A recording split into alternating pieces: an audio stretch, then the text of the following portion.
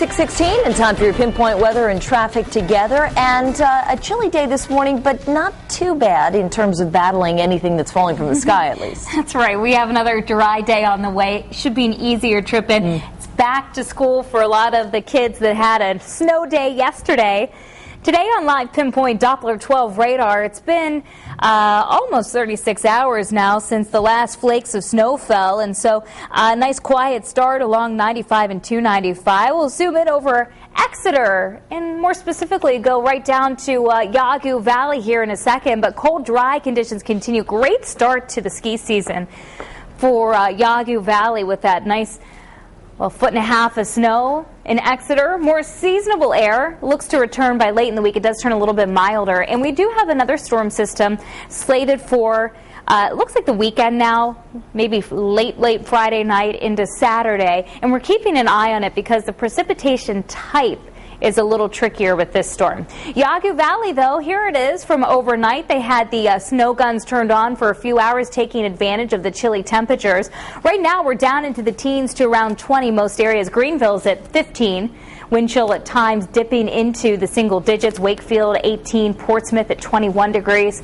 And our weather spotters finding similar temperatures. Jim in North Smithfield said a little bit of black ice at his house at 17. And the same story for Jerry and Warren. All of the slush and that little bit of melting that we did yesterday did refreeze in these chilly temperatures overnight. So it may be a little bit slick, and the little ones may still be forced onto the sides of the roads instead of walking on the sidewalks to the bus stop or to school. So be very careful driving at 17 to 23 degrees with lots of sunshine. Here's the bigger picture on satellite and radar. In between systems right now, high pressure to the north. Still seeing some of the clouds from our offshore storm system rotating through Maine and northern New England, but we should stay out of that today. Just high pressure bringing the sunshine. The combination of the high to the west, low to the east, generating those brisk northwest winds, and we're going to keep pretty breezy through the daytime again today, which means even this afternoon wind chills will still be dipping into the teens at times as our air mass originating from up into Canada still. We're going to shift the winds later this week,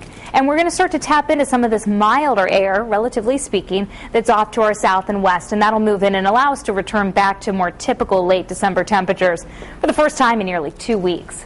For this morning, cold, clear, dry at about 17 to 22. Again, a little bit of black ice in spots. This afternoon, blustery, bright, lots of sunshine, 26 to 31 for your afternoon temperature. Here's the more detailed forecast for you along the coastline. Newport 36, Newport 30, Charlestown close to 32, and Hope Valley staying below freezing. In fact, much of the area is going to be below the freezing mark throughout the daytime today. I have us mid-20s for Foster Center and Burrville, close to 28 in Johnston. And in eastern Massachusetts, 30 for the Cape.